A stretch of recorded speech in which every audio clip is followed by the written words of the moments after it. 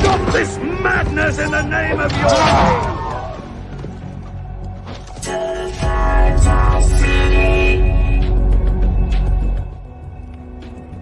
The long night is coming, and the dead come with it. No clan can stop them. The free folk can't stop them. The Night's Watch can't stop them, and all the Southern Kings can't stop them. Only together. All of us. And even then it may not be enough, but at least we'll give the fuckers a fight.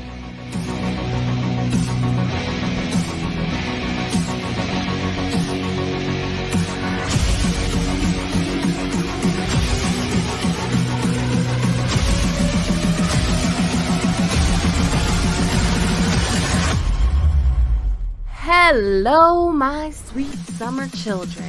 I'm back with some juice to get you through the long night.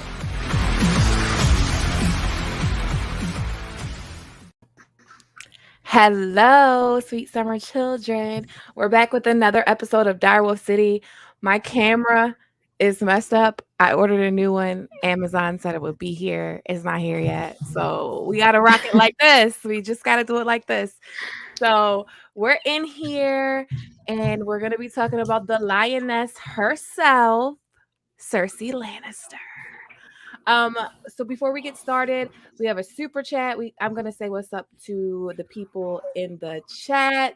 We have Maud Mary, AJ Borkar, The Dragon Demands, Tyene Hazel, Betha of House Blackwood, Jackie C, Josh Gripe, Triple OG Josh, David J, Marcos Targaryen, Wisdom Minari, Deviant Moon 908.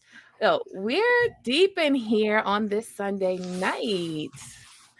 And our first super chat is from Count Balerion of House Tatters. Thank you for the super chat. Cersei will be remembered 1,000 years hence when Tywin's name has crumbled into dust. She said so. So do you guys think that Cersei's legacy will outdo Tywin's? Depending on how the rest of her story plays out, but I mean, cuckolding a king and somehow getting two of those bastards on the throne is pretty noteworthy to me. And I personally don't think the show is right on this one with her sitting the Iron Throne. Like, I don't see it, but if she were to sit the Iron Throne, then, I mean, obviously we'll see more with Rhaenyra, but essentially she might be the longest reigning queen, if you will, quite possibly.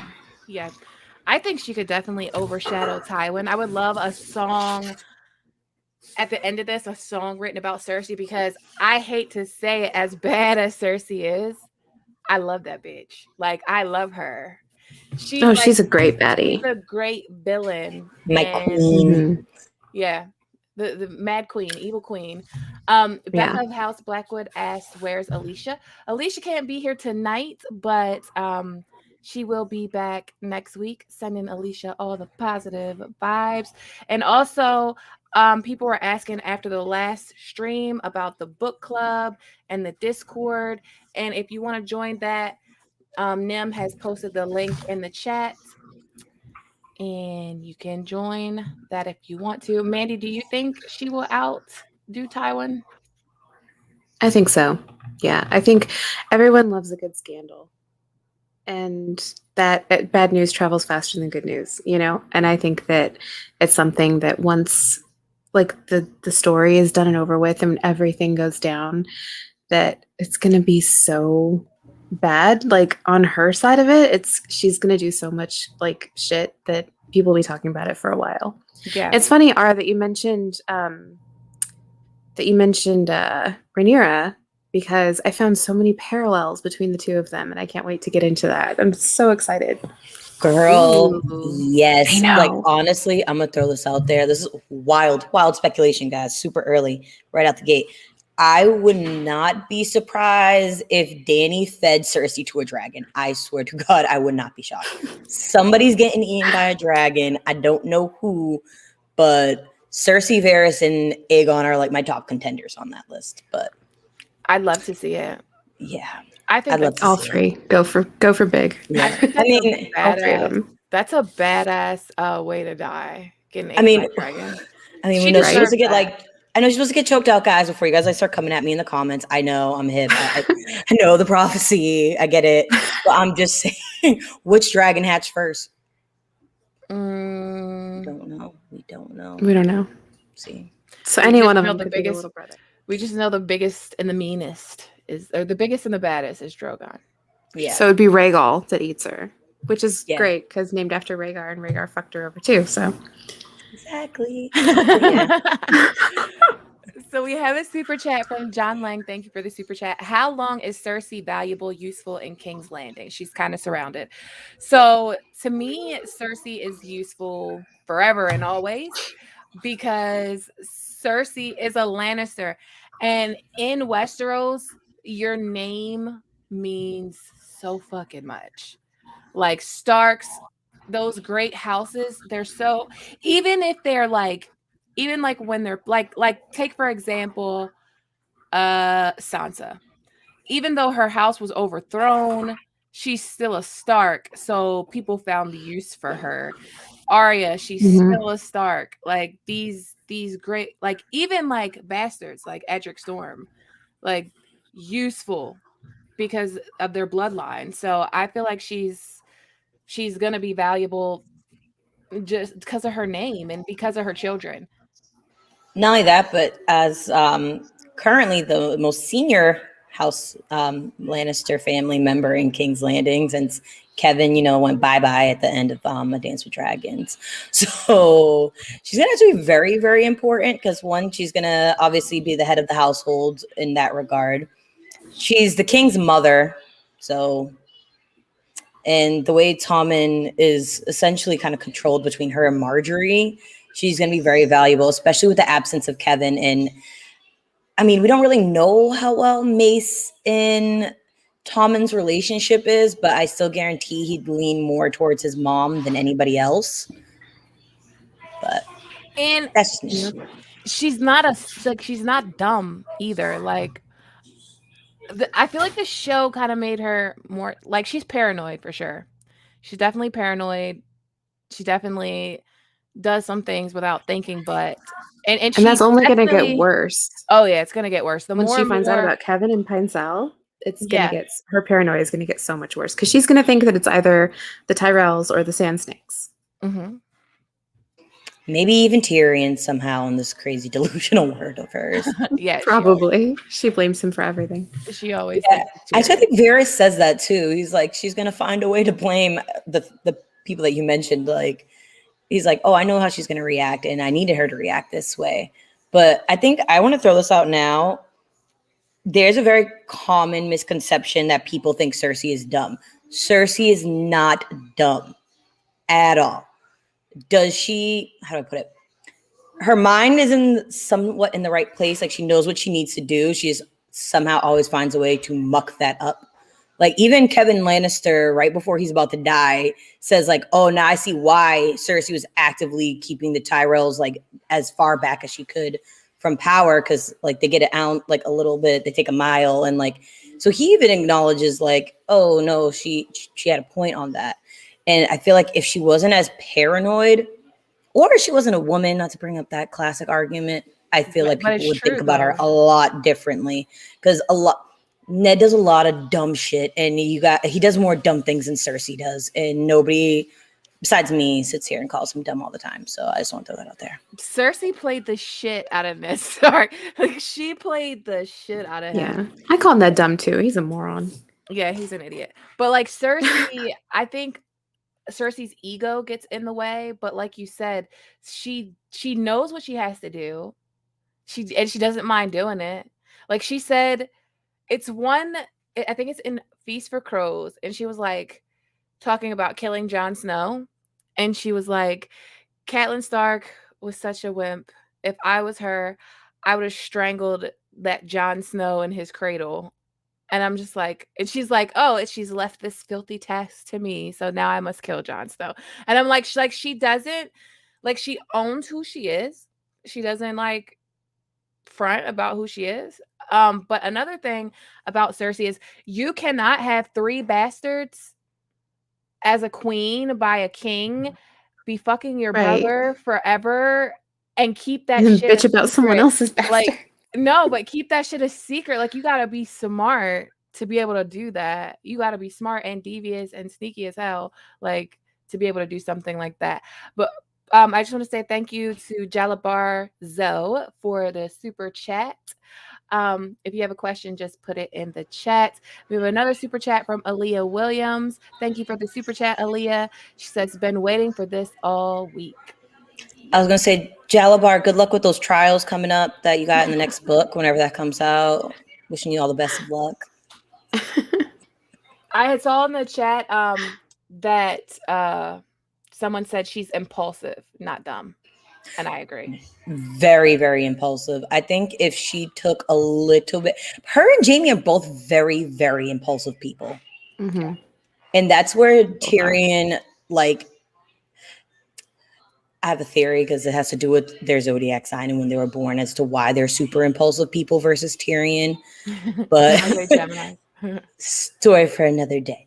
But anyways, yeah, I feel like if they were able to have a little more restraint, the two of them would have gone so much further. I mean, he's a Lord Commander and she's still a queen. So, like, I mean, they're doing pretty well at the end of the day when you think about it in that regard. But I feel like if she was more patient, people wouldn't think she was as dumb as she is. It's just mostly she just acts very impulsively. And again, there are a lot of other characters that do it and they don't get dragged through the mud as much as Cersei. I just think people just don't like her.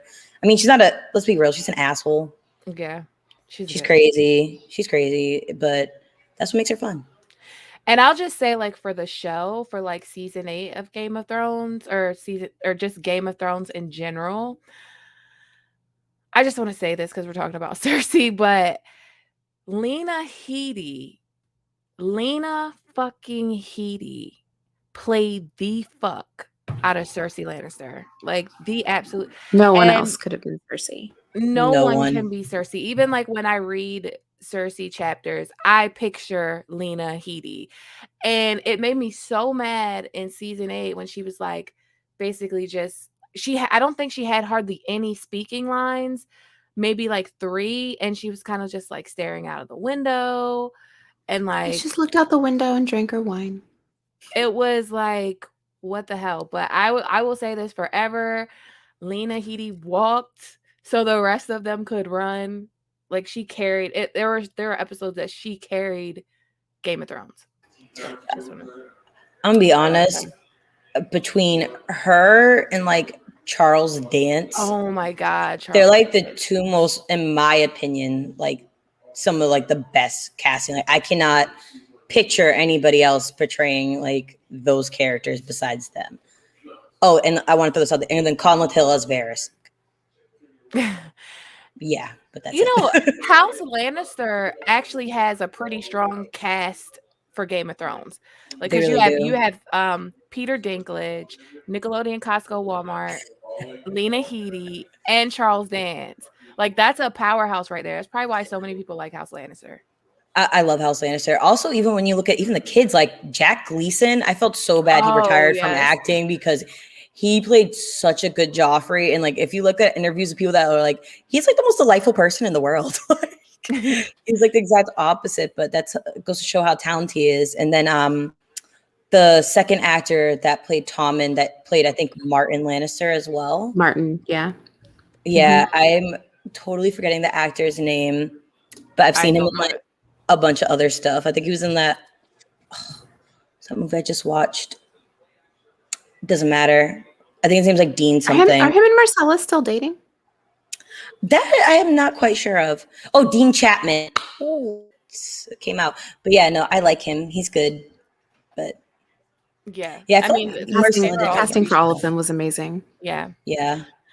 We have another super chat from a Wisdom Minari. Thank you, Wisdom Minari, for the super chat. Rhaenyra was the heir, though, chosen by the king. His firstborn and the lords in King's Landing all swore to support her claim.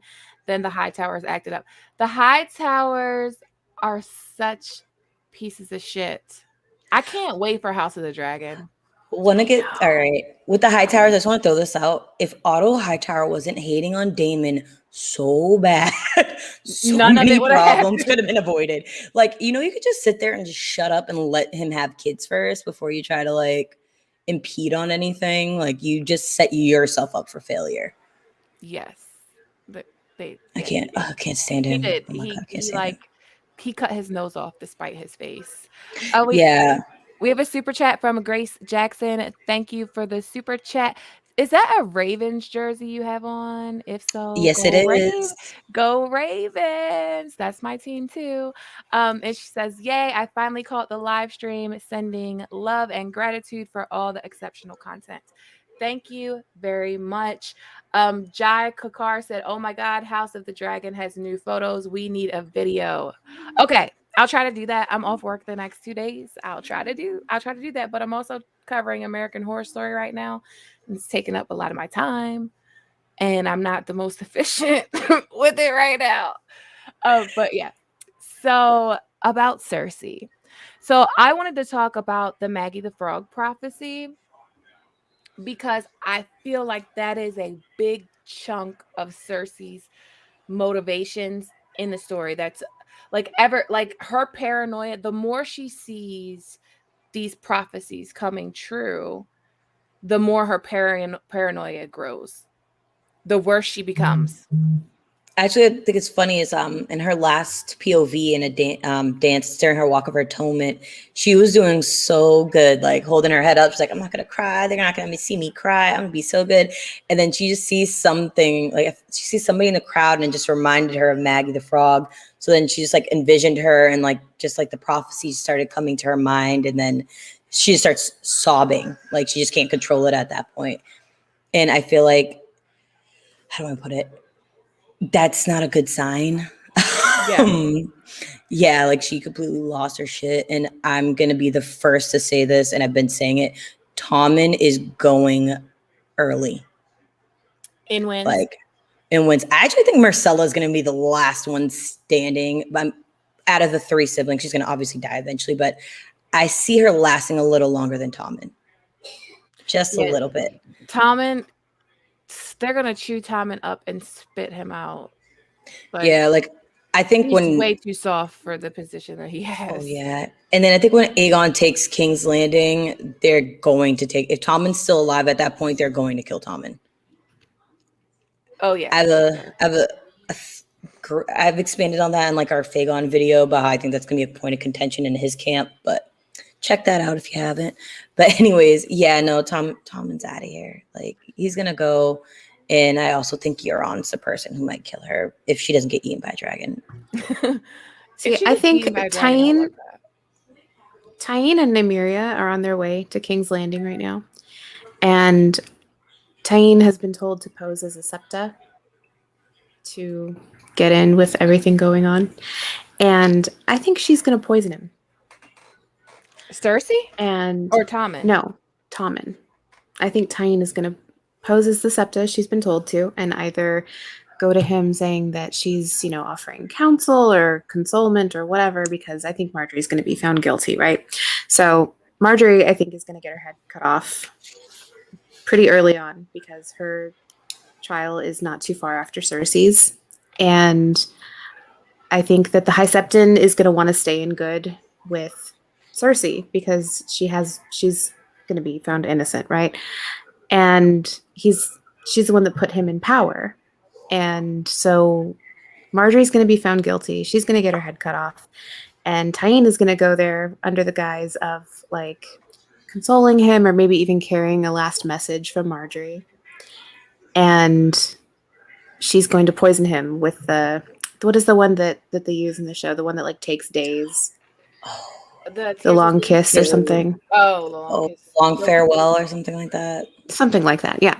So like I said before, is I think that when Marjorie is beheaded, there's going to be riots in King's Landing because she is very loved. And that's what brings us back to the Rhaenyra thing. It says in A Dance with Dragons, a massive riot soon sprang up in King's Landing after the suicide of Helena Targaryen, who was beloved of the small folk. Many said she was killed on Rhaenyra's orders. The fact that the story was so easily believed show how much the city had turned against Rhaenyra. The riots escalated in storming of the Dragon Pit and the death of her son Joffrey. After this, Rhaenyra fled King's Landing. And we know that we're going to get to see Casterly Rock in the next book. And I think that we see it from Cersei's POV. I think that she does end up fleeing King's Landing, leaving it open for Aegon to take. And I think that Tommen dies from the long farewell on the way there.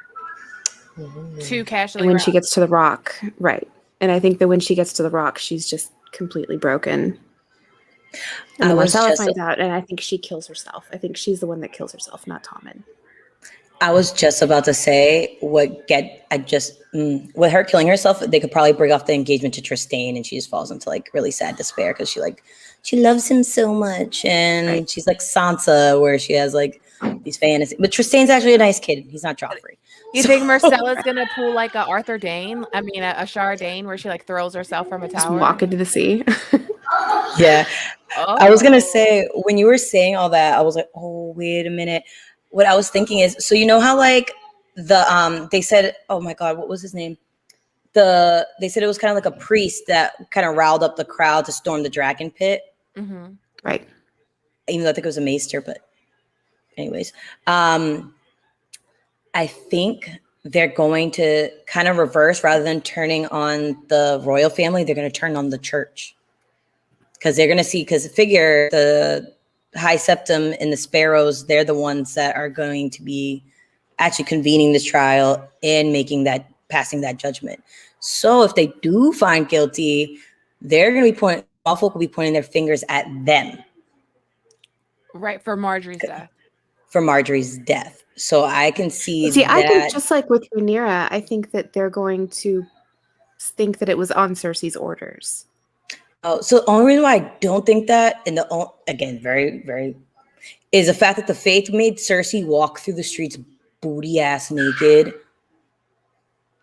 and like literally like tore her down, essentially. Like just her whole ego just got like snatched temporarily. And she doesn't really have any power right now. And she doesn't have the power. So that's why I don't even think they're going to think Cersei is responsible, because they're like, you just had to walk butt naked from the church. And if the church can make the queen walk in the streets butt naked, and they're the ones actually passing that judgment, making that sentence, there really is no other way to point the finger elsewhere. In my opinion, I don't see. Well, it could that be might like be the Sept gets destroyed. How what? Yeah, the Sept gets How the destroyed. Sept gets destroyed, because I don't think Cersei's going to blow it up. But that No, might be, I think small folk could be the ones that end up destroying the Sept. Yeah, because like somehow the High Sparrow and like that group, the like warriors, they got to get taken out somehow. The Faith Militant, yeah, they got to get taken out somehow. So I think I like your theory, because I always thought like Marjorie was going to be found innocent, but if they were to kill her, I would see them turning on the Faith and like destroying. Like the Sept is going to get messed up, not necessarily blown up, but tore up. And they probably don't really like the Faith right now, because the Faith are like, I mean, the show, they're forcing it. The show kind of amped it up a little bit, but they're like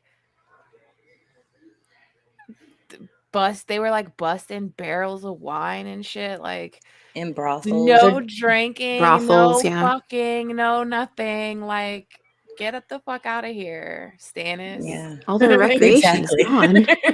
It's like, what are we supposed to do now? But I do like the idea that Cersei retreats to Casterly Rock, because I think it's in A Song of Ice and Fire. Visenya says, like, I mean, A Song of Ice and Fire, or World of Ice and Fire. Visenya is like, you know, if the Lannisters had never came out on to the field, or the Castlys, whoever it was that they fought, that Aegon fought in the Field of Fire, like if they had stayed in the rock, that dragon fire wouldn't even penetrate it. So I think that's a good place for her to go. And she also possibly could go to Storm's End. Storm's End is technically hers, but then she would have to take it.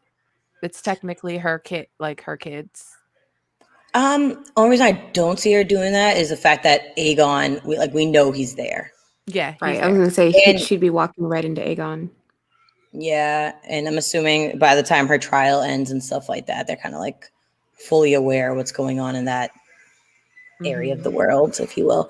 Oh, I wanted to bring this up when you brought about the thing about Tommen being poisoned. I actually really, really like that a lot. And I even see it. So you know how they keep mentioning, I think it's Boris Blount becomes Tommen's food tester. Mm-hmm. And I'm pretty positive he's about to kick the bucket very shortly. Like, Oh, from poison. from either poison or just like literally just being like just getting sick. Like they've been mentioning like he looks like shit, like really bad lately. Like, Is he the one that's coughing all the time? I think that was Rosby, the Cosby. guy Yeah. Rosby, the guy was like was like Rosby. All the Yeah. time, and Cersei's like so fucking annoyed. She's like, But no, and honestly, if it's the I long think he had, farewell. I think he had tuberculosis, honestly, the way they described it. I was like, coughing out blood sounds like TB, but TB Karen. Well, and TB. Tyene is known for poisoning, and if she's using the long farewell, then he won't get sick right away, anyways. Yeah, oh, that is So true. he'll taste whatever, and he'll just be fine. So and he won't die for days later. Yeah. Let me answer some of these super chats. So thank you for the super chat, Jalabarzo. I think the prophecy was only ever a prophecy. Cersei's stupidity will kill her children. I think it was more than a prophecy.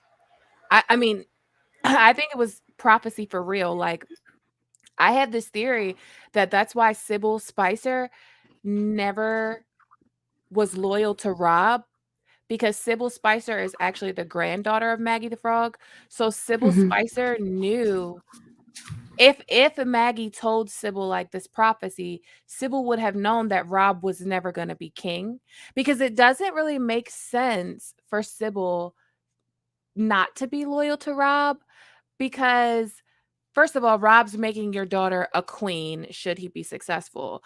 But secondly, like, the Lannisters aren't offering you, like, they're not offering you really anything.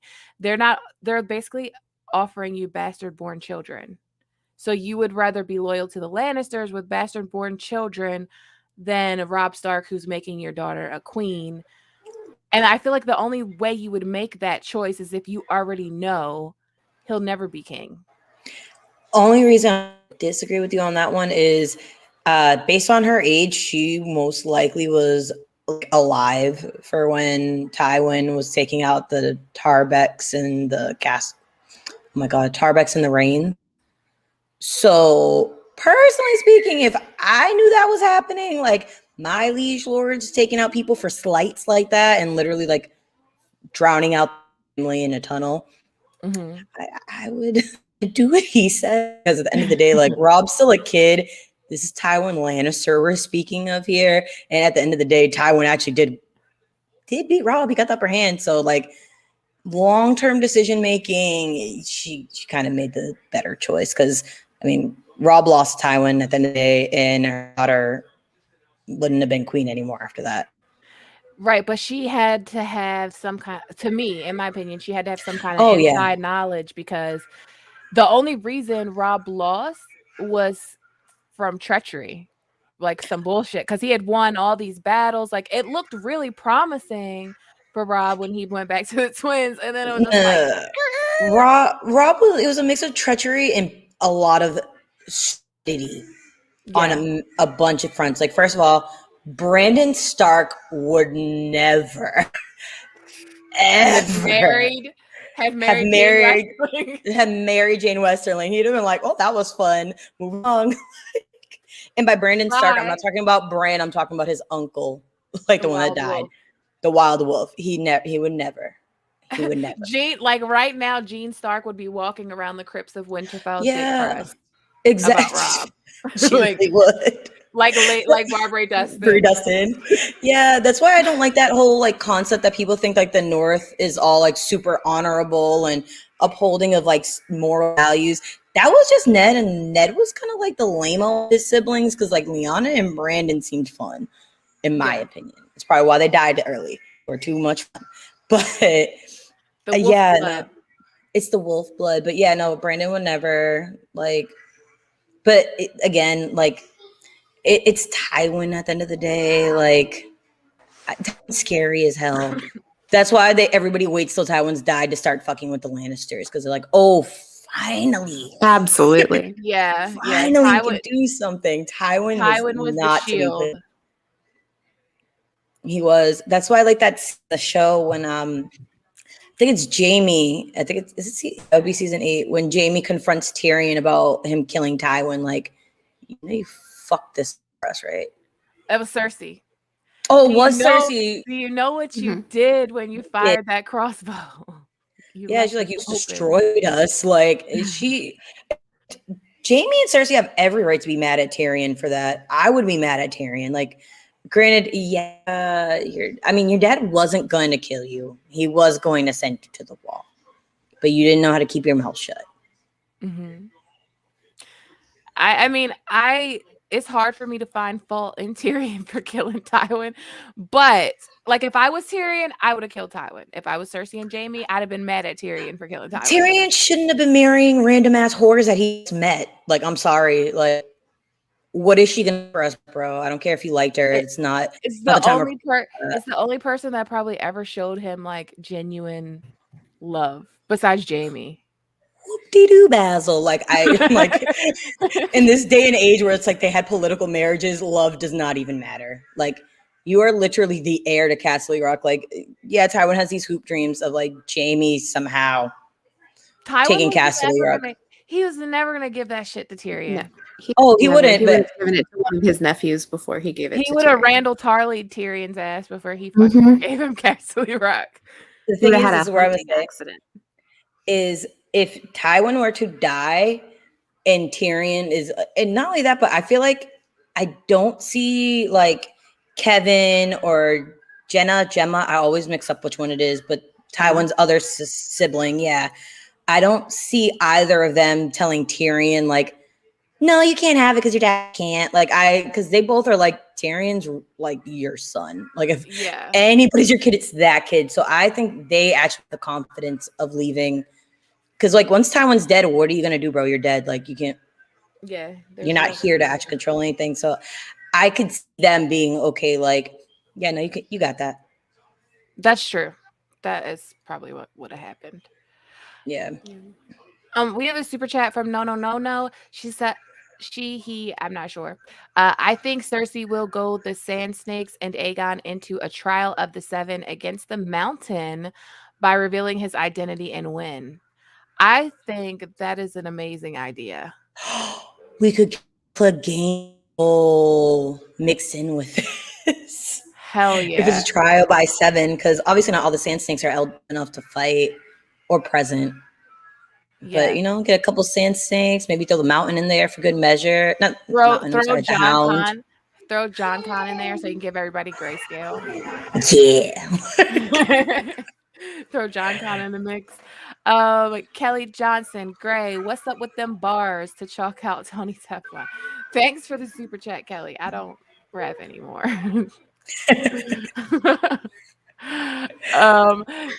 Sandy Hartcorn, thank you for the super chat. I'd love to see Cersei live, go completely mad with grief and live. I'd love to see Cersei live, go completely mad with grief and live in the woods to avoid her prophecy death and basically become Maggie the Frog. I love that. Me too. Cersei like going away and becoming like a wood switch.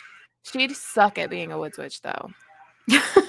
But I think she'd be a terrible wood switch. I think mostly what convinces Cersei that the prophecy is real is Melara Heatherspoon's death. Like when she falls down the well. But I also kind of think Cersei pushed her ass. She pushed her ass down that well. I think she did. And that's the thing about prophecy in A Song of Ice and Fire is it is self-fulfilling.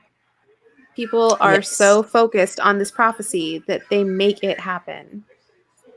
They bring it about themselves. And they and what did they say that prophecy is like a woman that sucks your dick and then bites it off or something like that? Yeah. Yeah.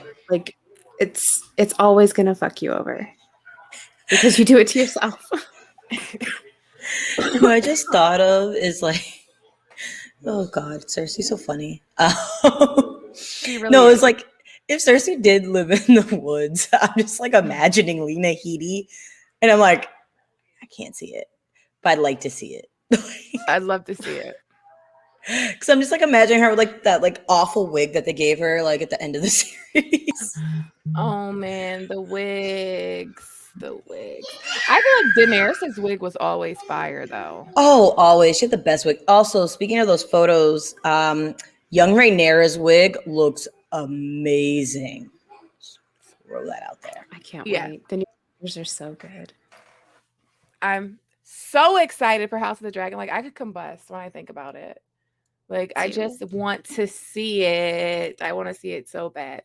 So you have another super chat from Sandy Hartcorn. Marcos Targaryen asked if you think Cersei will still try to burn King's Landing and who will stop her plans. So I have always thought that Cersei was going to blow some shit up in King's Landing.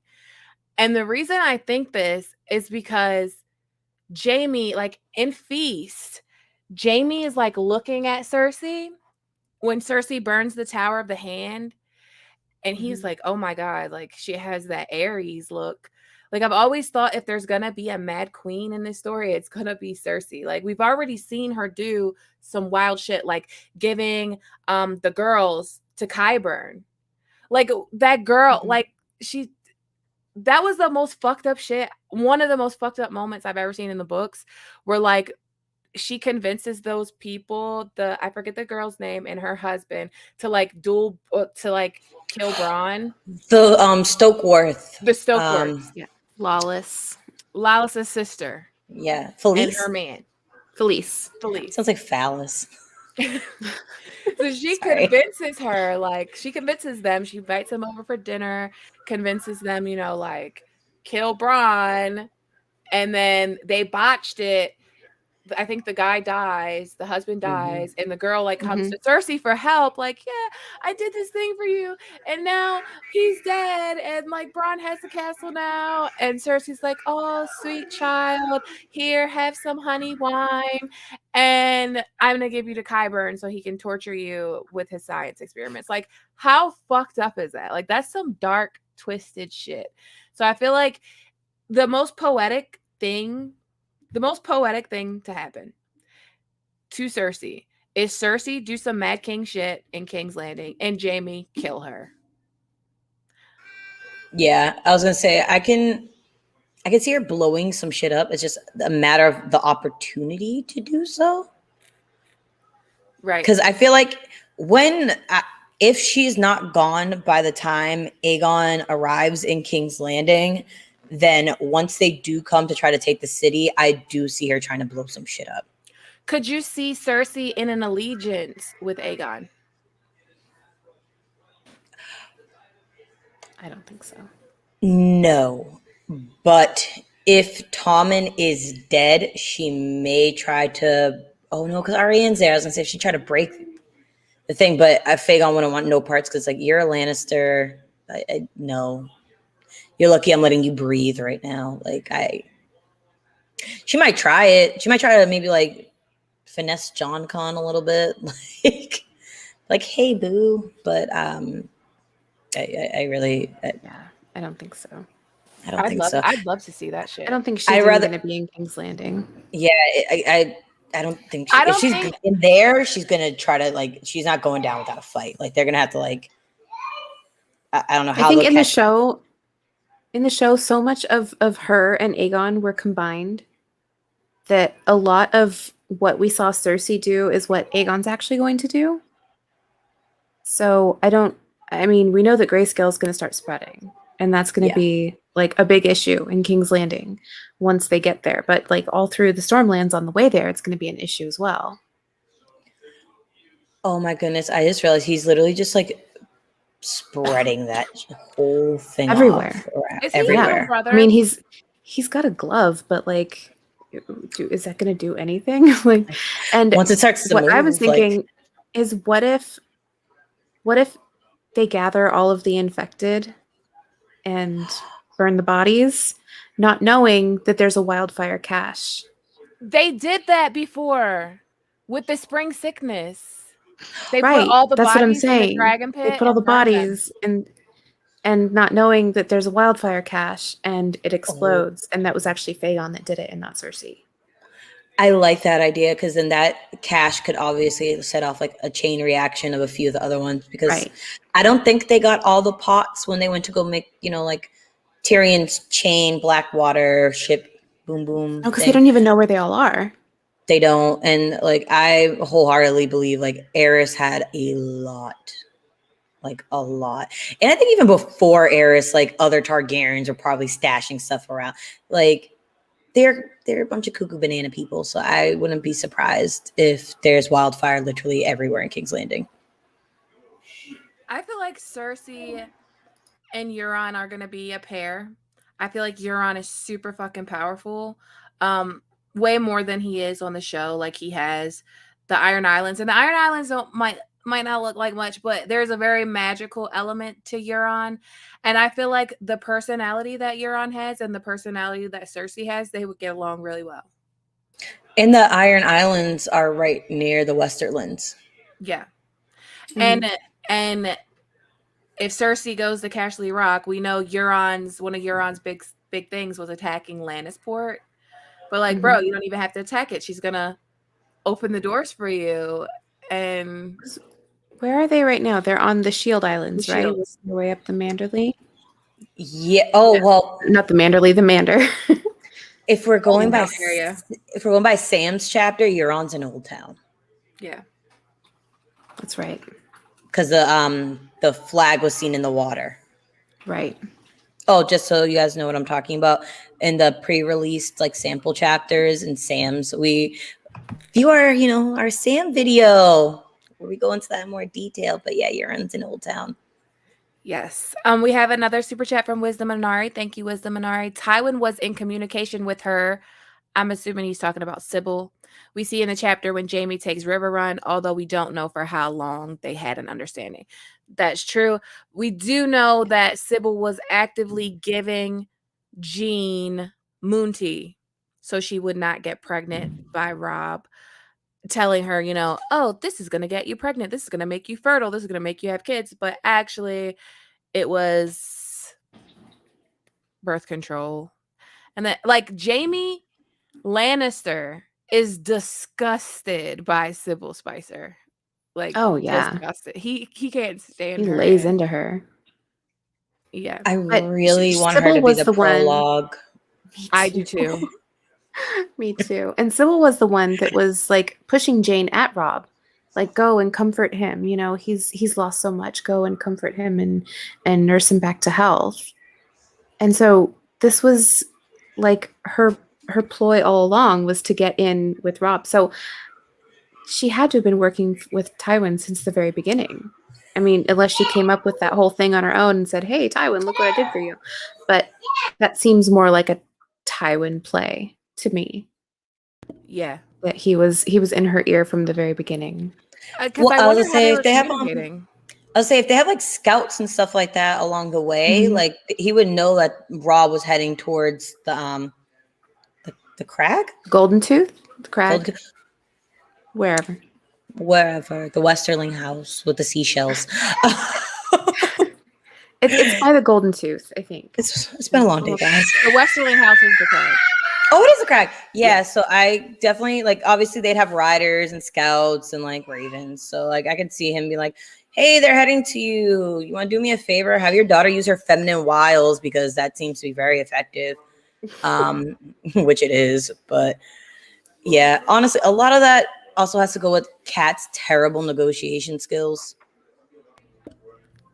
Like with Walder Frey. Yes. At the end of the day, I think I think it was in one of your most recent Obsidian Nights episodes how they were saying like, why did they not send in Brendan? Yeah, the Blackfish. Why not send the Blackfish? Because I guarantee that would have just been like, you need to open your doors. My brother's a liege lord, and you have to do what he says. So like, and he probably would have negotiated like something. Yeah. In the Obsidian Nights episode that's about to come out, I talked about this a little bit where it's like Walder Frey, like we always look at Walder Frey like, piece of shit. But Walder Frey was kind of in a pretty bad predicament because his son is married to Jenna, who is Tywin's daughter or Tywin's sister. Sister. So he has loyalty to Tywin, but he also has to have loyalty to his liege lord, which he really doesn't like.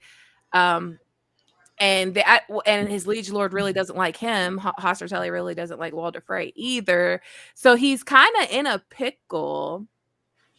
But at the end of the day, they gave him so fucking much just to cross that bridge. Like, it wasn't even just like your daughter. One of his daughters get to marry Rob. One of his sons got to marry Arya, and the which was so stupid. It was so dumb. So like, Kat, I'd be like, you got my son and heir who's, I'm not sure if he wasn't king at this point. You have my son and heir, bro. Like, what do you need my daughter for a child that's not going to inherit anything? Why would I send my daughter? I only have 2 daughters. Why would I send one of them to you? Right. And like, at that was a crucial time where Rob is like, campaigning at war, where daughters and sisters are very valuable, like where he could get another house. Like, I have 2 sisters, you can marry one. And like, so he has no bargaining chips really, because Sansa's betrothed to Joffrey, Arya's betrothed to Walder Frey, Rickon and Bran's a cripple, so like no one, he's gonna be looked at as not a valuable, even though he would be a prince, even though he was a prince. Right. It would have been looked at even the Tyrell that had a limp wasn't like, he was like damaged goods, and no one wanted to marry him off. And he's the heir. And he's the heir at that too. He's the heir. He's like, heir no, to glimpse. To one of those richest families. If you go send a daughter over there. Right? I would have it. Like, he seems like a nice guy. Yeah. But especially with like the thing with Arya, that's the one that throws me off the most, because it's like, one, you could have probably kept the Karstarks in line if you're like, hey, I know I messed up and my mom messed up, but I have a proposal.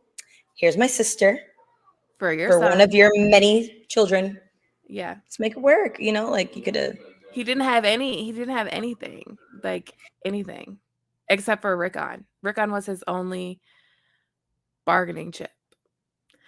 We have another super chat from Wisdom Minari. Jean did comfort Rob herself after he took the castle. Walder has all the cards. He has 4K men and 2 castles to defend. He gave Rob 4K men, heavy horses, and increased his army by 20%. The Freys were the biggest supporters. They really were. I mean, they should be, like, all that he gave them, all that Rob gave. But at the same time, Rob was so fucking dumb for that. Like, I'm sorry. That is not, like, there's honorable and then there's just pure damn stupidity. That was so asinine. Oh, so Count Balerion of House Tatters, if you would love to put my 2-year-old to sleep right now, I would appreciate it. So then we could get his opinion on Cersei when he wakes up. Thanks. Yeah, guys, like, we're streaming early because you wanted us to stream early, so to stream early, and unless you guys want to take care of my kid for me, that's all I'm going to say on this subject. Thanks for coming to my TED Talk. Yes, thanks for coming to ours TED Talk. But yeah, so Rob fucking Jean was absolutely asinine. Like, I'm sorry, like, not even just having sex with her, but like, oh, I dismerged her honor. Now I must marry her. Like, how childish is that? Like, how dumb is that? Like, Ned wouldn't even do some shit like that. And Ned's dumb. Cersei wouldn't do that either. Nope. Well, I mean, if she could marry Jaime, she would. Would she? I don't know. I think she uses him. Oh, she definitely does. But I think better yet, if he could, he definitely would. But I feel like they both have that same, like, complex where they're like, well, the Targaryens can do it, why can't we do it? Like, but at like the Lannisters stay overstepping their, like, how do I want to put, they're like line steppers, if you will. Like how John points out, like, why is the lion quartered with this crowned stag? Like, who do these people think they are? Right. That's true. And I think That's what it a is. lot of that has to do with Tywin too, like Tywin like inflating their egos. So they are Ooh. like, I was gonna say it's all ego. I love yeah, they're this like, comment. Oh, go ahead. oh no, I was gonna say just because like with Cersei, I just feel like I don't know. They think that how do I put it? Because you know, like a lot of Westerosi have this like opinion of Targaryens. They kind of see them more like gods or otherworldly than actual like people. Yeah. So I feel like Cersei and Jaime are trying to compare themselves to that type of like Oh yeah, for sure. standard. And I they feel like do it all the time. Like the all the Targaryens time. wed brother to sister. They do it all the time. That's their favorite excuse for like you have a relationship with your sister and you guys have kids, and it's like, well, the Targaryens did it and no one complained. But it's like, no, there were some people that were complaining. Lots of people. There were riots A and lot. shit. Yeah, until the Sept passed down the Targaryen exceptionalism clause, everybody was very pissed about that. Yeah, like here comes Aegon with 2 wives, but also 3 dragons. So what is anybody gonna say to him? Right. Count Exactly. Valerian said Lannister is Valerian for full of yourself. No, they are full of themselves. They really They really are. are. And Ari, you're right. John does point that out. Like in the very beginning of a Game of Thrones, like when Joffrey and Bran, I think no, Joffrey and Rob are like sparring in the yard. It's like, why? Yeah, that's weird. And in the show, like they always like when Joffrey's on the throne and shit, the flags behind him are half stag, half Lannister, and it's like, wow, what a name. But the Lannister name does carry a lot of weight. Like it carries a lot of weight. So why not use it if you can? Because I'm all for it. Cha Frey says the Spicers and Maggie the Frog gave Rob love potions. It wasn't his fault. I Is love Maggie that. the Frog still alive? Possibly. She could be alive, like the ghost of High Heart, like something like that, but we don't have any confirmation of that. The reason why I'm wondering is if Cersei does go back to the Rock, do you think she's gonna go look for her? That would be I would ascend Like to into the confront clouds her? if that happens. Because I was thinking about like say like I like Nim's idea of Tommen dying on the road. So say, all right, picture. She's heading to Castle Rock. Tommen just kicked the bucket. It's just her. And she's like, well, her and Marcella. And she's like, oh, hell no, Marcella, you can't marry Trystane, blah, blah, blah. Marcella pulls an Ashara. She's gone.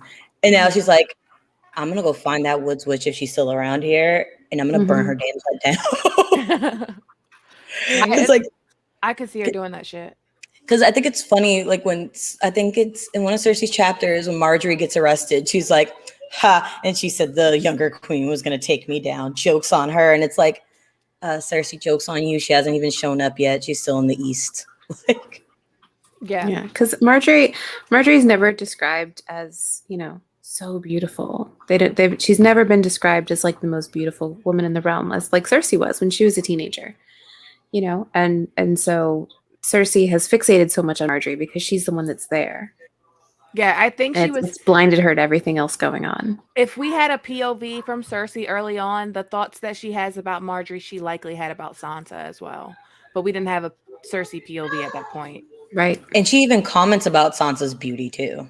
And Sansa is beautiful. But see, beauty in Westeros is different. Like everybody views it different because when Kevin Lannister is talking about Lyanna, he's like, yeah, like everybody said she was pretty or whatever, but nothing compared to Cersei. Like Cersei was a rising sun or some shit. And he's like, nothing compared to Cersei. She was cute or whatever, but she was no Cersei. Beth of House Blackwood says, I don't think Cersei loves Jaime. She was ready to jump into bed with anybody when Jaime was in chains. I think she has always easily manipulated Jaime. I do think that she loves him, but she loves him because she loves him as like an extension of herself. Right. Like, oh, he's the male you her. look like me. And she's like so narcissistic and in love with herself that she loves Jaime for the qualities of himself that she has, or like She loves him for the qualities of herself that she sees in him. But that's Right. it. Like, if you love somebody, you're not like, hey, you should swear this oath and ruin your life with it just so you can be with me. And I'm gonna wake you up and fuck you all night long and goad you into doing it so that you can be near me in King's Landing, and then I'm gonna go back to Castle Rock. Bye. Like, she manipulated him from the start. Everything that Jamie has done, besides killing the Mad King, because that was purely like, I need to kill this dude because he's gonna kill everybody kind of moment. Like, that was just, I think, instinct. I don't know. I like, if I heard someone saying, I'm gonna kill everyone and go bring me your father's head or I'm gonna kill you, like, I'd be like, okay, you're gonna die Also, now. But like, that kill everyone implied I'm also being one of these people killed in this everyone Right. explosion. So I'm Right. not having. I'm everyone. So yeah, I think that, but everything else leading up to that, every like decision that Jamie made was for Cersei. Yeah. She's manipulated him his whole life, like their whole life. She's just worked him over. And Yeah, she was so cruel to him too. she was so cruel. Ooh, Oh my question. god, in the Do you guys book, see- she's so fucking mean. Do you see Jamie coming back here? I don't. I don't. No. I No, don't. that was some show bullshit. I hated it every Only to- minute of him going back to her. I come back to her, not over or anything like that. But would be like after their Tom and Ermel's death, or the two of their deaths. If he were to that, he's gonna be like, okay, like he knows his sister well enough. Oh, she's about to go off. Like, she's about to completely lose it. And more so, like, out of like a sibling thing, like, all right, let me go to my sister before she does something absolutely insane. That's the only thing I could think about it. Like, the only reason why I could see him going back would be the fact that all their kids are gone, and kind of just to comfort her, I guess, maybe. I don't know. No, I hope he comes back to choke her out. That'd be nice. That'd be the only Or if he thing I gets want to there see. too late, for her. or if he gets there too late before he tries to prevent her from doing something crazy. If And you yeah, like Eris, like, you're about to do something crazy. I'm sorry I had to do it to you, but yeah. And it would be a full circle for him. But I feel like Mhm. if Cersei right now has so many enemies, almost anybody could kill her. Like, Daenerys is her enemy, Aegon is her enemy, the Starks are her enemies, the Tyrells are going to be her enemies, because the Tyrells are going to think maybe Cersei killed Kevin Lannister because Kevin had pulled those claws back, like had put Cersei all the way in check. So Cersei's going to suspect the Tyrells. The Tyrells are likely going to suspect Cersei. And then Cersei also is like, has the Iron Bank as an enemy, because isn't Cersei like refusing to pay the Iron Bank money that the crown owes them? And the Lannisters are like dead ass broke. and she also was being And the really Iron Bank gets disrespectful their to pay. him. Yeah, and the Iron Bank gets their pay one way or the other. So she could get killed by a faceless man hired by the Iron Bank, and it could be fucking Arya. Boom. I'm just Little kidding. sibling. Little Oh, sibling. also, yeah, guys, I wanted to clarify. I also do not think Jamie cares about those children. I think he cares about Cersei, and knowing the fact that Cersei cares about their children would be the thing to possibly bring him back. Yeah. I think if he had been given the opportunity to care for them, that he would have. Yeah. Yeah, But because she kept him so like at arm's length with the kids Because she didn't want because of people their looking. little lie. Right, She because of wanted their people looking lie. a little harder. yeah, Like she and could And hide I it. think doesn't he even like mention that in one of it? Doesn't it mention that in one of his POVs that he doesn't even have a relationship with any of the kids Yeah. because I Cersei kept think him away so. from them? Or that was on the show. It was either on Yeah. the show. I don't really remember. They all bleed That is- together. yeah, Oh. that is one addition I did like that the show made, is that scene right before Marcella dies when she's like, I know you're my dad, bro. Like, Yeah. Josh out. Gripe said Jamie didn't care at all about Joffrey dying. That scene where like Joffrey's dead body is there and like Cersei. oh, that isn't he wasn't that's- there. No. He wasn't even in King's Landing. Whose Yeah. funeral was it? Was that Tywin's funeral? Oh no, it was Joffrey. I believe it's It was Joffrey's Joffrey's, funeral right? where they have like the sex. I thought you meant like him actually like at the wedding when he died. Like I think Oh, Jamie no. shows up like a day or two later after. Yeah, he gets there Yeah. right afterwards. Yeah. Yeah, and But that's I think another reason why Cersei funeral was really scene. pissed. The funeral scene Mhm. was like, like, oh my God. Actually, hold on. I'm gonna throw Cersei some slack, guys. What's up? All right. So her being mad at Jamie and being an asshole to him. Now that I'm really putting things in perspective. One, he got himself captured. Mm-hmm. At the end of the day, he got himself captured. Let's put that there. Him losing his sword arm, kind of his fault because he's gonna my father somebody into cutting off his hand, and that's exactly what he did. Mm-hmm. Again, Jamie's fault. She just watched her firstborn child get murdered in front of her, clawing at his throat, reaching out for his mom, and there's absolutely nothing she can do about it. And the one person who she could have banked on actually protecting her child, like the only Kingsguard member she was fully confident in, is Jamie. She's always been confident in Jamie. So I think she blames his absence as another factor in Tyrion's death. Like, had you been here, not Tyrion, oh my God, Joffrey's death. Like, had you been here, I think she obviously, there was nothing he could have done about it. But I think she also adds him in as a factor. Like, your absence also is a reason why Joffrey is dead. Yeah, she's grieving. She's grieving. It's like she just lost her child. Like, even though like Joffrey is a piece of shit, and we can all agree he's a piece of shit, that's still her baby. And at the end of the day, like whenever she thinks of Joffrey, she always thinks of him as a child. She doesn't think of like, by child, I mean like baby Joffrey. She doesn't think of like sicko teenage Joffrey.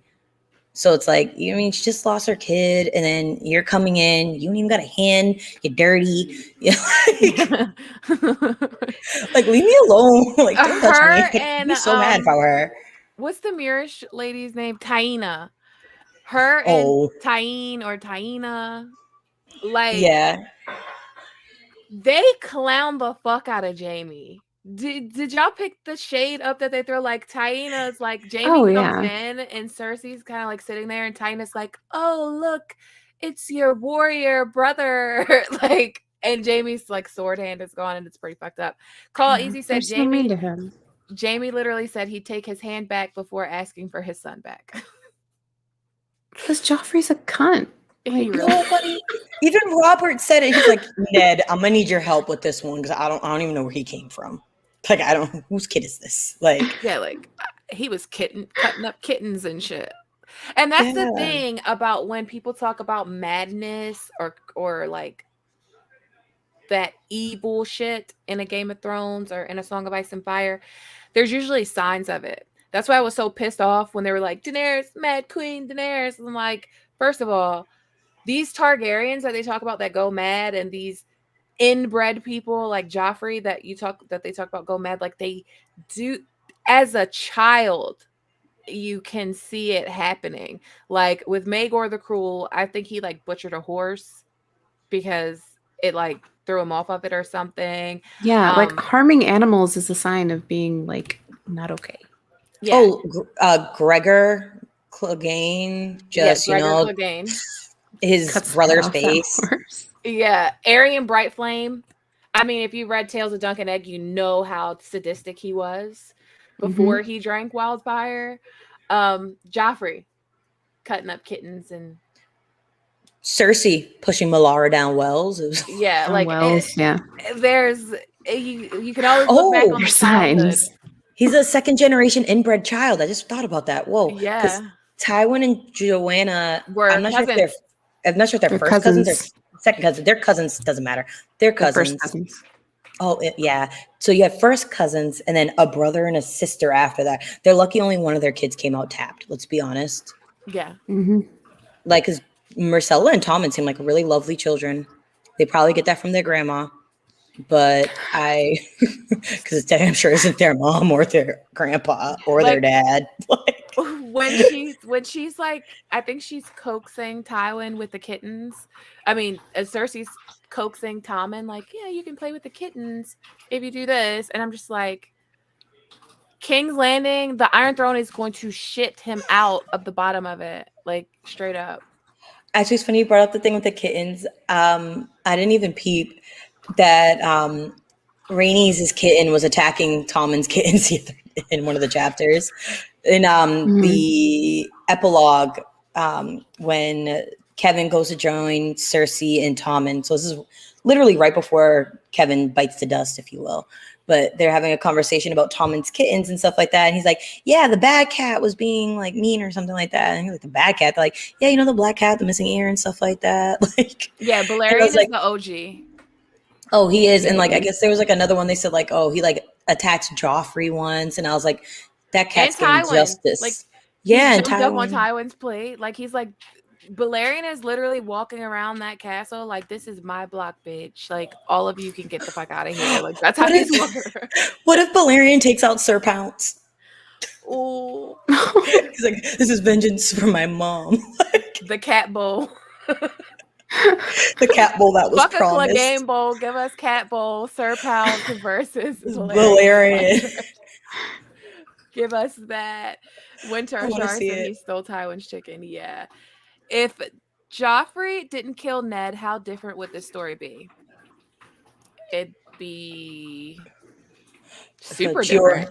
Jeor Mormont would be alive. Throw that one out there as a first immediate thought I had. Right, because Ned still would have gone to the wall. Jon would know his parentage. Mm-hmm. Yeah, Ned had to die for this story to be good. I feel like it's a coming of an age story. Like you're watching these children turn into who they are meant to be because they don't have their father, because they don't have their mother. So they have to like kind of navigate the world on their own and grow with it. Ooh. Or if Ned didn't die then, I would have seen him dying in the ranging up north of the wall. Ooh. Yeah. Oh my God. Could you imagine if Ned got turned into another? He'd probably suck as another. Probably would. Can't kill you. Too honorable to kill you. Like, oh, you don't have a sword. He'd be the one. I know this is like a show only scene, but that scene where like the White Walker sees Sam and Sam's just like, and just leave him. Yeah, like, that's Ned. That'd be Ned. He's like, not worried about you. Right. Call Easy says, I don't think the Targaryens are mad. I think their family history is GRRM's point about what power does to people. Aerys was probably the only true mad or mentally ill Targaryen. No, Maegor was definitely mentally there was that dude up. that drank wildfire. Aerion and White Flame. They were very cruel. That like Maegor and Aerion were very cruel and sadistic. I do think that George does try to like hint on what power does to people, though. Like I do feel like that's a major thread in the story. Like with Aerys, though, Aerys was fucking crazy. Like when he first got into power, like he was very fun, throwing all these parties and stuff, but he always had like these ideas of grandeur. Like, I'm gonna make it a waterfall in Dorne. I'm gonna make a whole city out of white marble. Like he just had these ideas. He wanted to build another wall. Yeah, like he just had these... and push their realm up and start building the roads. Remember that he wanted to build like the dragon roads or something? Like an actual King's Road. There was something about a road. He had a lot of like lofty aspirations. Yeah, that he never saw through. Yeah. Right. Also, if you look in like our real world history, which we all know George loves to draw parallels off of, a lot of royal families, there is a history of like mental illness. Like, for example, was it George III, Mad King George? Fun fact for us Americans, when they say mad, they mean crazy, not angry. Because I like how when we're taught about the American Revolution, a lot of time in American schools, they try to make it seem like mad meant like, oh, he was a bad guy, not that he was literally mentally ill. Right. But I say all that to say this. He was so mentally ill to the point like they had to appoint his son as a regent, but it's because of inbreeding. Right. Yeah. So much inbreeding. After a while, you're shallow. That gene pool gets real shallow. So the likelihood, and for example, like the Targaryens were inbreeding a lot. So like, yeah, it maths. And again, House Blackwood says Maegor was misunderstood. I disagree. He was awful. He So was awful. I think there are some things that maybe we can look at that have been recorded under a bias because the people that record the histories are biased. They want whomever they support to look good in their eyes through their writings. But Maegor, I don't think was one of them because we have like a lot of people that were privy to the things that he did. Like after they built the Maegor's holdfast, like he killed everyone.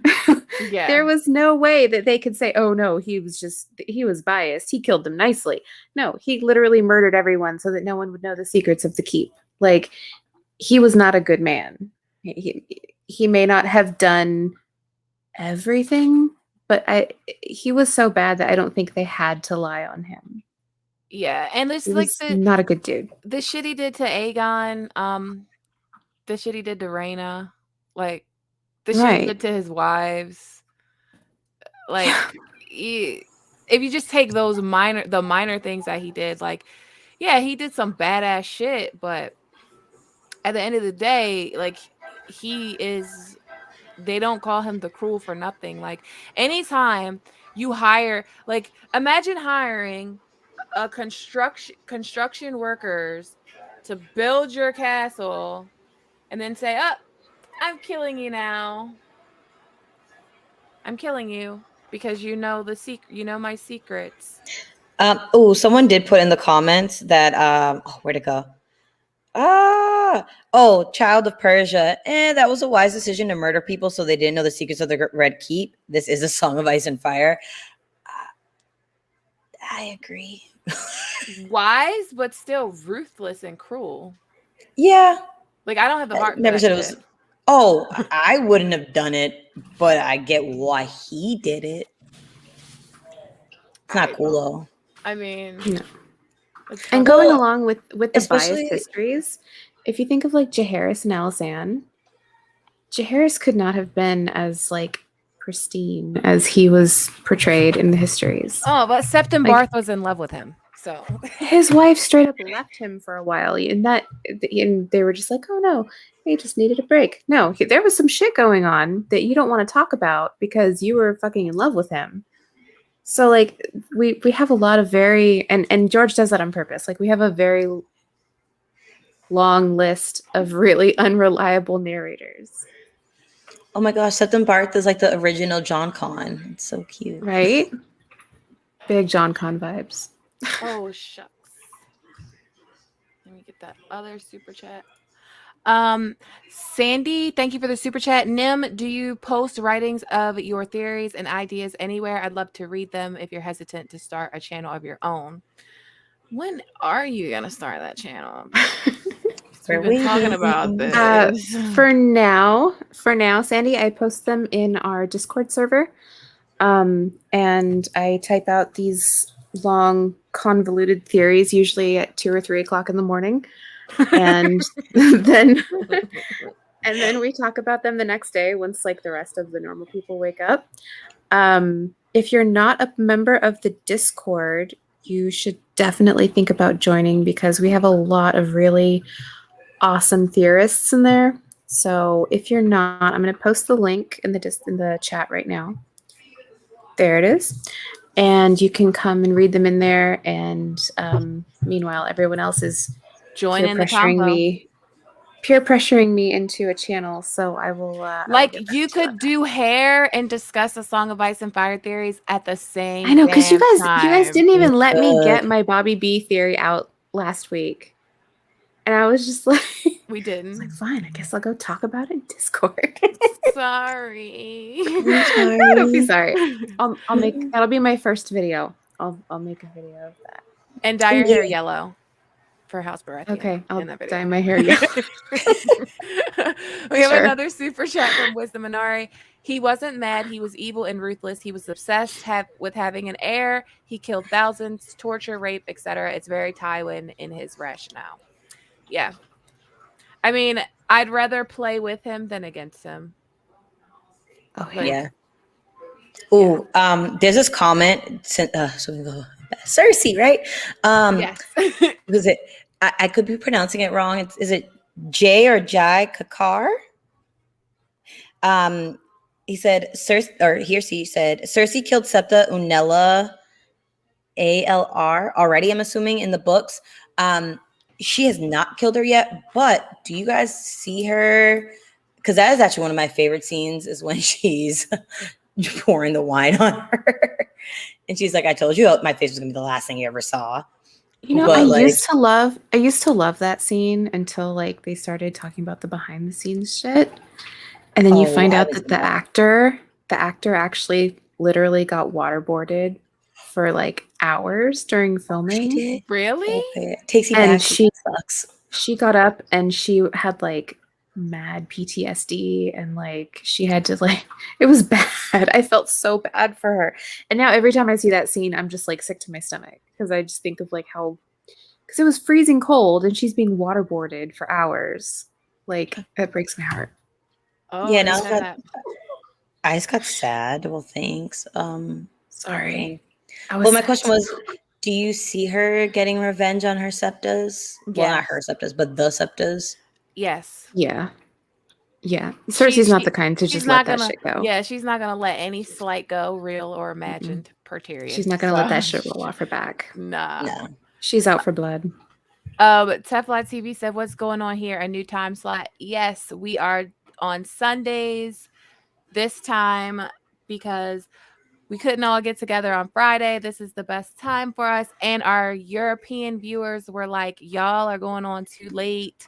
We don't get to join you for the live. So this is our new time at 8:30 or 9, depending on schedules on Sundays. Yeah, so a lot of people were talking about the waterboarding. I just found out about that, but I do think like Cersei's gonna I think she's gonna get Taina too. Oh, Taina was it Merryweather? Yeah. Taina Merryweather. Yeah. She's gonna get her. Taina. Did they I know her husband left. Did she already go back with her husband? To their Oh, she's gone? So is she I gone? think so. Because her husband's definitely gone. I do know that. Wasn't Cersei upset about her leaving, but she like didn't want everyone to know that she was upset about her leaving? I think so. I just remember her being like when obviously because Taina was with Cersei when she got arrested essentially. Right. So I remember like Cersei was like super like, yo, I need her to get out of here because she ruined me. Right. So I feel like I don't know. I think part of her misses having a friend, but like I think at the end of the day, for Cersei's best interest, it's best for her to stay away. Yeah, right before Kevin dies, I think Cersei asked for Taina. Like she's like, yeah. Oh, she does. Yes, Micah said they disappear when Cersei's arrested. That's what I thought. Yeah. Oh, you know what it is? She does ask. She does ask Kevin that, like, hey, can you at least send for her and her son? Right. That's what it was because he was saying, because he was gonna send Taina, her with Cersei to Casterly Rock. Lady Merryweather and Cersei were gonna go back to Casterly Rock, and Tommen and her son were going to stay in King's Landing so Tommen could have a friend. Right. Plans that go nowhere. Yeah, I mean, it still could happen. Like she could still call her to King's Landing, but I mean, with everything popping off, especially like with like Rain Waters and the Stepstone, like all that whole area, like the seas, it's a hot mess. Again, still traveling over land. Winter just is hitting or approaching. Well, no, because they got a White Raven at the end of the book, so winter's here. Yeah, it's snowing. Travel would be very difficult. Yeah, it's snowing. Yeah, even in King's Landing, I think they said there's like a little bit of snow. So if I were her, I'd be like, "Oh, let me know how your trial goes before I actually try to make the effort to get over there." What if she just abandons? I'm not sure. I'm out. Bye. I'm not sure how to say this. Is it Giske? But you're right. Qyburn does tell her when she's in custody that Taina is gone. Oh, thank you. Right. Yep. Right. Yeah. So we are gonna wind it down. We're gonna wind it down. We've been going for a minute. I will say, when Winds of Winter comes out, the first Cersei POV that we get, I think it's gonna be pertaining. It's probably gonna be like Kevin Lannister's funeral, and I think it's because she's gonna have that Jamie moment where Jamie was standing vigil at Tywin's funeral and like all in his head. I think Cersei's gonna have a POV like that at Kevin's funeral, but I don't know. Like, do they like? Will it be before? Like, will his funeral take place before or after her trial? Will his death be something added on to her trial? Like, will they suspect Cersei of having him killed? Like, I don't even think they could do that because she's being guarded 24/7. Yeah, they said she's constantly being monitored. Like, and even he notes that her behavior slightly changed. I don't think her mindset has changed. I think she's just faking the funk until her trial, essentially. Yeah. But what I was gonna say with Cersei, it's so weird because her trial is supposed to be all right. So we'll leave things off in the book. Cersei's trial is supposed to be 5 days from the night that Kevin gets murdered. Right. So they'd have to have time to prepare his body, make funeral arrangements. So they may, and he's the regent. So they actually, I could see them possibly postponing her trial a little bit. But it's weird because I think the Faith is the one, well, she's in a trial by combat, but the Faith are essentially the people hosting the event. And normally the like a funeral for a regent would take place at the Sept of Baelor. And it would be like like his body would lay out for like 7 days, right? Yeah, so I feel like they're gonna have to probably push her trial back. Or they might move it up. Yeah. Does she get found guilty? Might move it up so that no. Who is beating the mountain? Nobody's beating Zombie Mountain. Like, she's gonna be found innocent. Yeah, she's getting away with that. Call Easy says, do you guys think Cersei is worse than Alicent Hightower? I think Alicent Hightower is a Cersei-ish character, but with like some Marjorie Tyrell up in there. Like, she's not as impulsive as Cersei. I think Alicent is more playing the long game, but she's more measured. Yeah, but that love, the things we do for love of your children. We have another super chat. Thank you, Josh. Thank you for another great stream. Always look forward to Direwolf City. Shout out to the Discord fam, sending peace, love, and positive vibes everyone's way. So we are now at the time where we get to pick who we talk about next week. Guys, I feel like when we get to Essos, it's going to really be popping because we got Tyrion, Arya, Dany. I know. We have Alicia's favorite, Victarion. Woo, Victarion. So excited. No, I'm just kidding. So let's see. Who do we need to talk about? Who do we have left in Westeros? I'm still voting for Scraps because we have so many to get through. Yeah, I would say if for those that aren't familiar, Scraps is when we revisit a region that we've already covered and kind of cover some of the minor characters that we didn't have enough material to have a full episode on. So that would be the Riverlands. Yeah, Riverland Scraps. Yeah. So if you choose Riverland Scraps, that includes like Littlefinger, the Hound. I thought we were gonna give Littlefinger his own. Oh yeah, Littlefinger gets his own episode. So it would be the Hound, the Blackfish, Brotherhood Without Banners, Without Banners, Jane, Sybil, all of those people. We'll just be talking about the Riverland in general and all the characters that encompass that region. So put the water sign, the splash sign if you want Riverlands. Because I know a lot of people were saying they couldn't find the trash can the last time. So I don't know, like, or should we put, I don't know. But who else?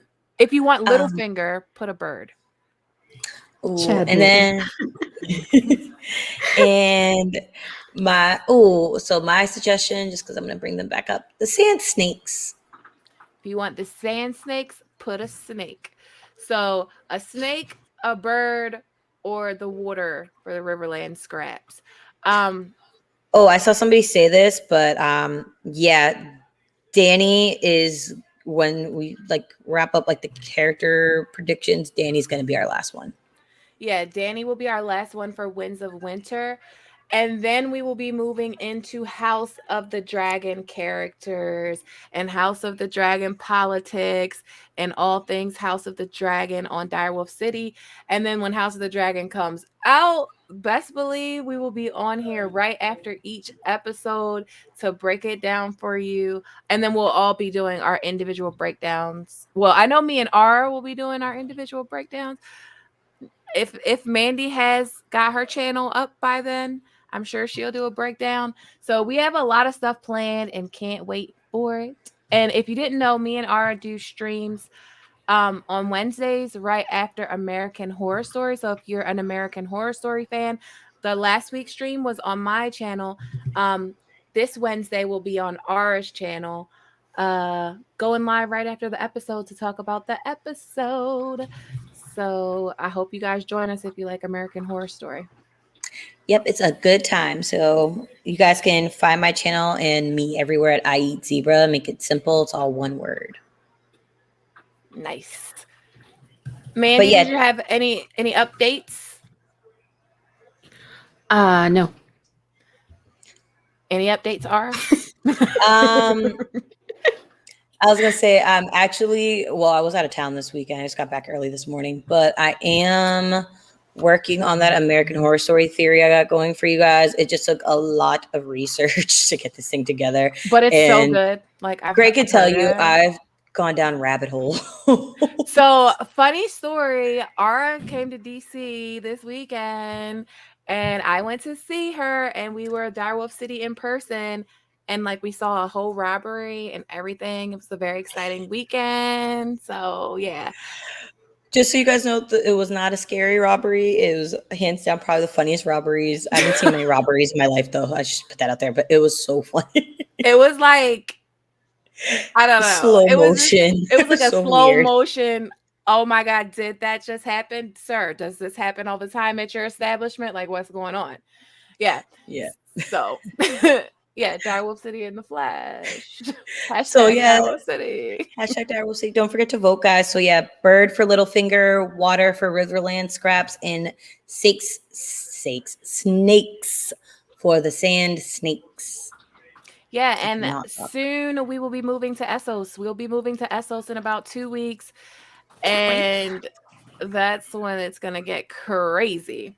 So thank you guys for joining tonight. Thank you for supporting these streams always. And we will see you guys next Sunday with whoever wins the vote. Good night, guys. Good night, everyone. Thanks for coming out. Night. Bye.